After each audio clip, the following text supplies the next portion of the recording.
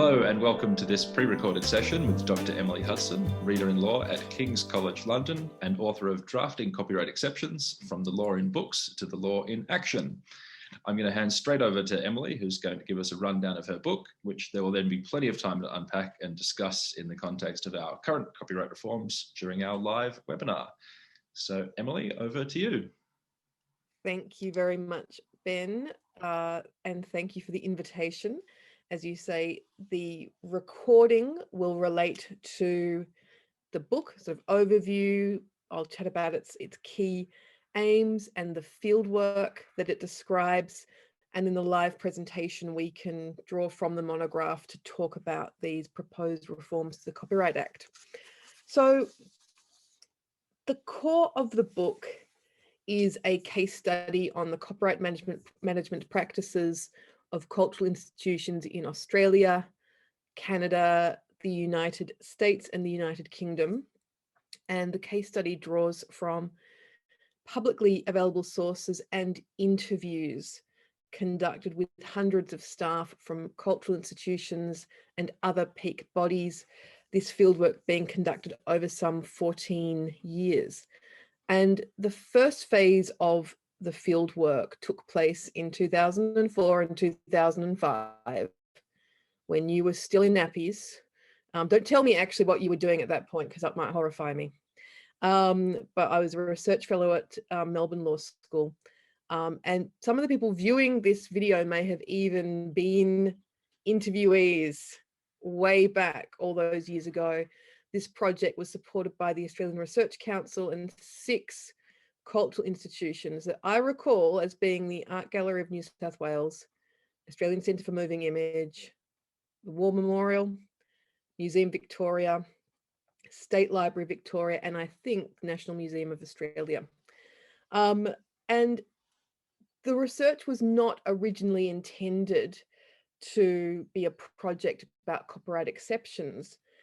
That first project was actually about the copyright implications of digitization, and was intended to describe how institutions reported dealing with copyright as part of digitization, and then sort of think about what this might mean for reform to law and practices. However, then for my doctorate, I completed a second phase of fieldwork in the United States and Canada, and that was where the difference in experience in relation to exceptions really was quite interesting. So in phases 1 and 2 of the research, there was considerable divergence in the reported experience of people in the United States, where interviewees reported relying on fair use in a range of institution activities, and importantly, not just internal activities, but also public-facing activities. So there was an emerging norm, for instance, of using fair use in relation to small images on public websites and other publicly available content online.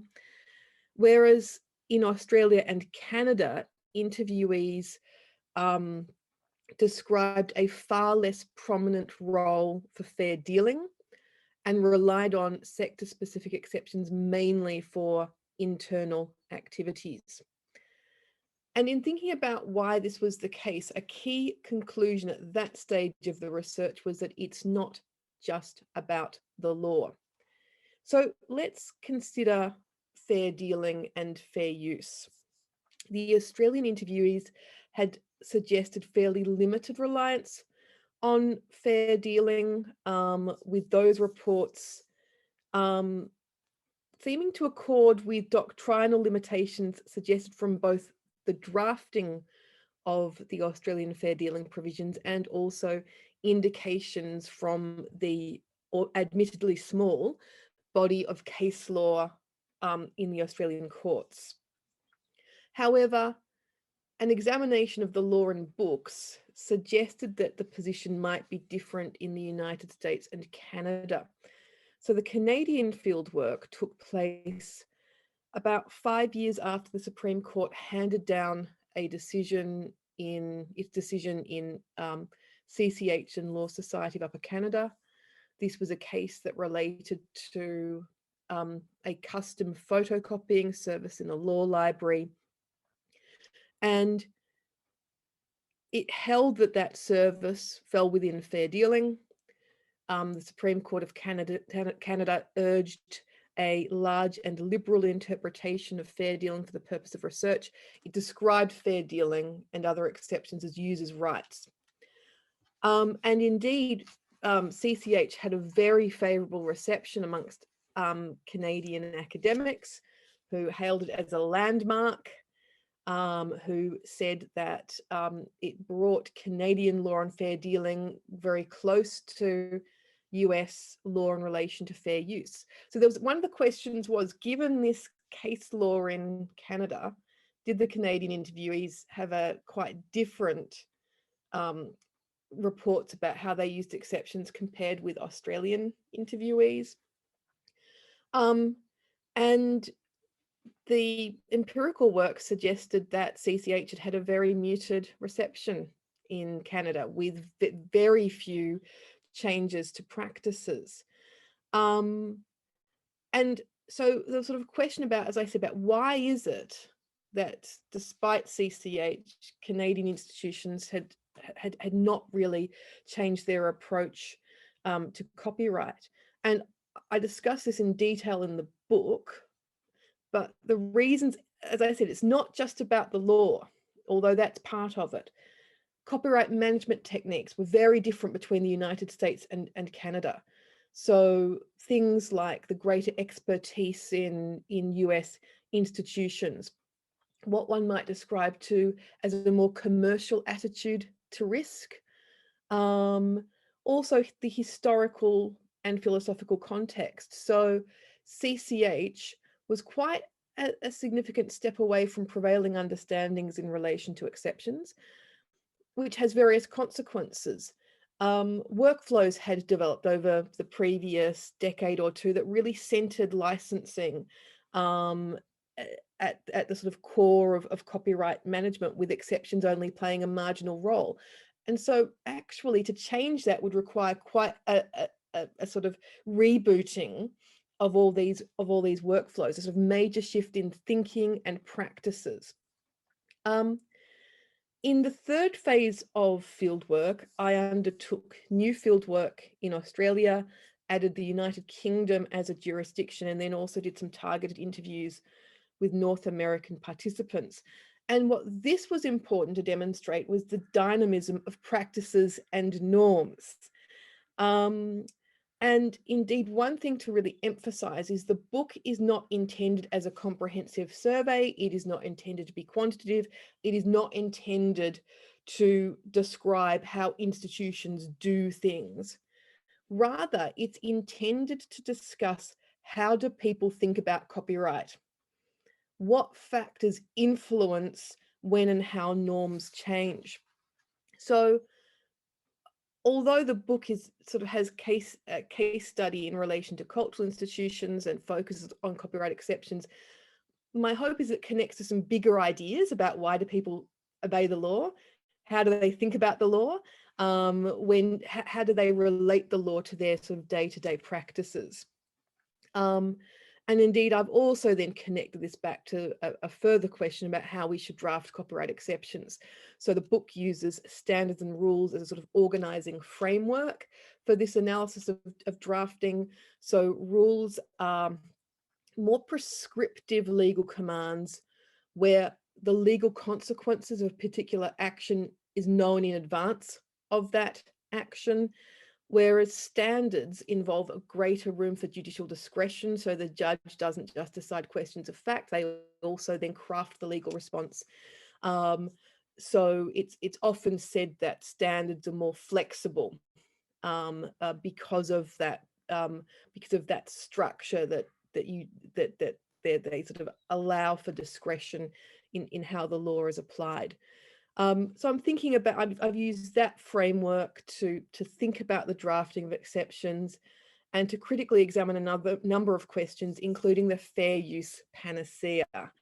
So this idea that in jurisdictions like Australia, there are problems with the current suite of exceptions, and ultimately the best response is to implement fair use. So that's a sort of overview of the book.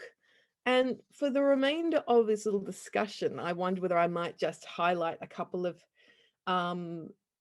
sort of key sort of findings in relation to the Australian experience and how it connects to sort of some of the broader themes in the book. So on this slide, I've got 5 prompts, and I'll just say a few remarks about each of them, starting with sector-specific exceptions. So I'm talking here about the libraries and archives provisions. There's a whole chapter dedicated to sector-specific exceptions in the book. And obviously, there's a real challenge. How do you take that material and render it interesting? But I actually think it is really interesting because it goes to some questions about, is copyright law relevant? Like how do institutions think about copyright law? Do they see it as relevant to their activities? How do they cope with really detailed provisions? And I think there's a couple of lessons here. And the first lesson is sometimes the precise drafting is no big deal. And in fact, sometimes institutions or particular members of staff aren't even thinking about copyright with the activities they're doing. And I think administrative and preservation copying are a really strong example of this.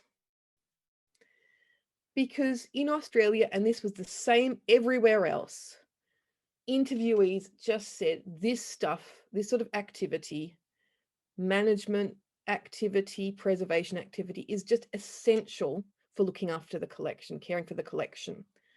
And so when you ask people to sort of think about the copyright implications of, for instance, record photography of objects and artistic works, or preservation of, sending the book down to the preservation studio to have some, pages replaced or what have you. The sorts of things they say are stuff like, it's before copyright, so this is not a copyright issue. We do it because it's essential.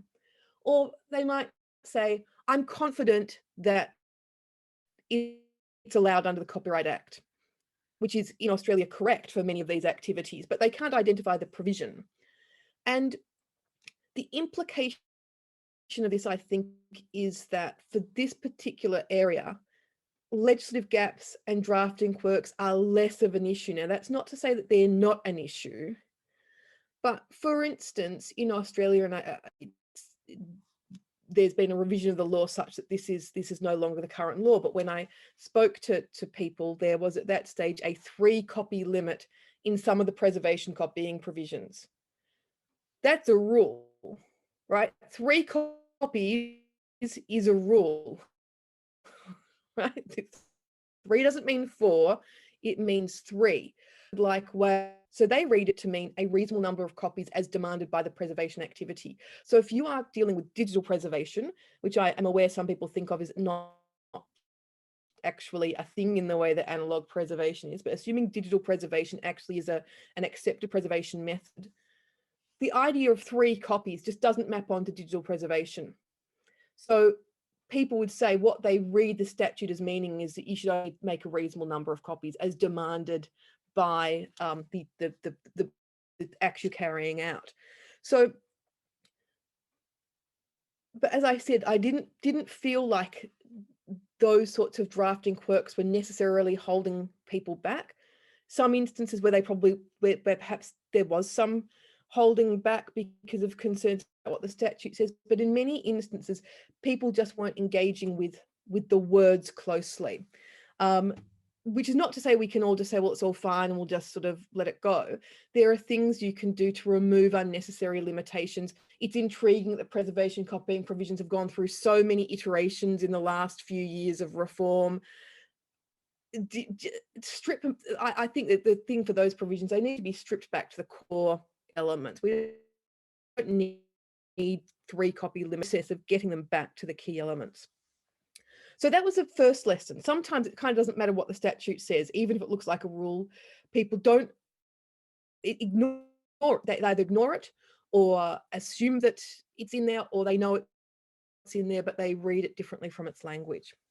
But there are other times too where the detail matters quite a lot. And I think I saw this in request-based services, interlibrary loan, those sorts of provisions, so sections 49 and 50 of the Copyright Act, these detailed rules.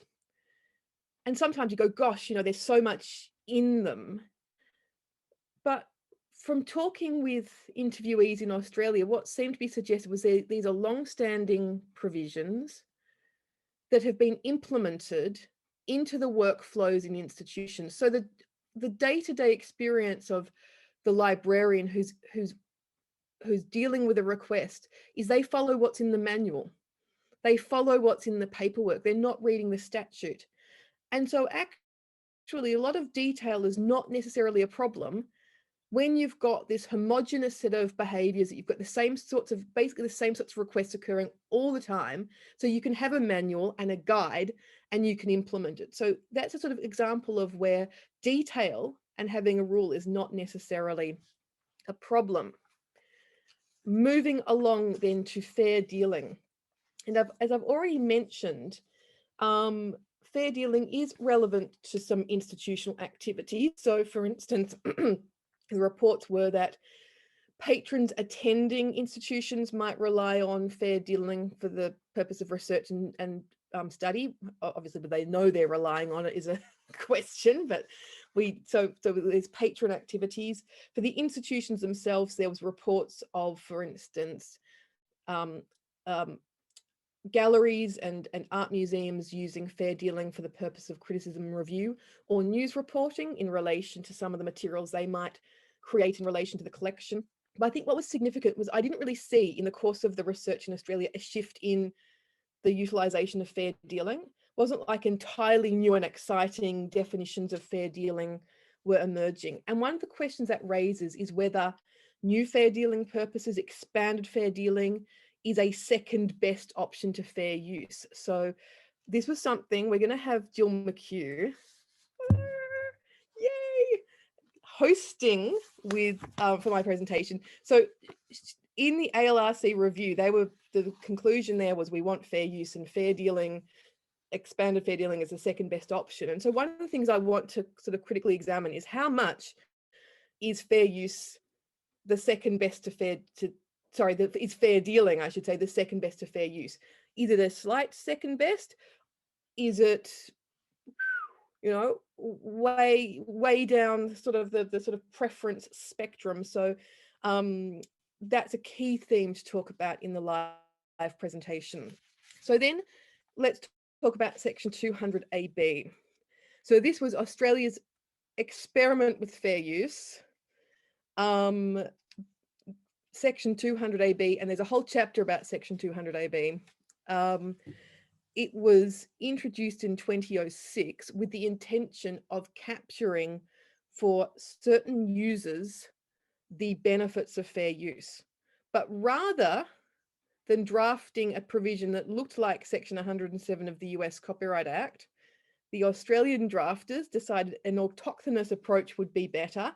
So they took language said to have the same meaning as Article 13 of TRIPS, and then added various other limbs in, and lo and behold, we have section 200AB. Now, the interviews I conducted, which were up to 10 years after 200AB was introduced, was that it had marginal relevance to practices. And a number of reasons were given. One was the words of the provision, which institutions and their legal advisors struggled to interpret. So interviewees saw section 200AB as convoluted, technical, full of legalese, and yet also lacking authoritative guidance. I mean, it's quite amazing to have a provision which is both technical and full of legalese and means nothing. But even if in applying section 200AB, they found it hard to make a clear and compelling case to management as to why they should rely on it. So, and what's I think quite interesting is that a lot of the concerns related to the three step test language of special case and so forth. And so this wasn't something the Australian drafters had like plucked out of thin air. They actually took 3-step test language. So there's actually some interesting questions about that aspect, that form matters, right? So actually, I don't think Section 200AB fails because Australians don't know about copyright law and they're too risk averse. It failed because form matters. And so interestingly, moving on to risk management, in the same interviews at which interviewees were describing that Section 200AB was something that they couldn't fathom, they'd only relied on it in a few sort of instances of orphaned works or not at all, they would then routinely say, oh yes, but we risk manage this collection and we risk manage that aspect of the exhibition and we risk managed. Interesting is they just did not see the considerations that influence their risk management strategy as mapping on to Section 200AB.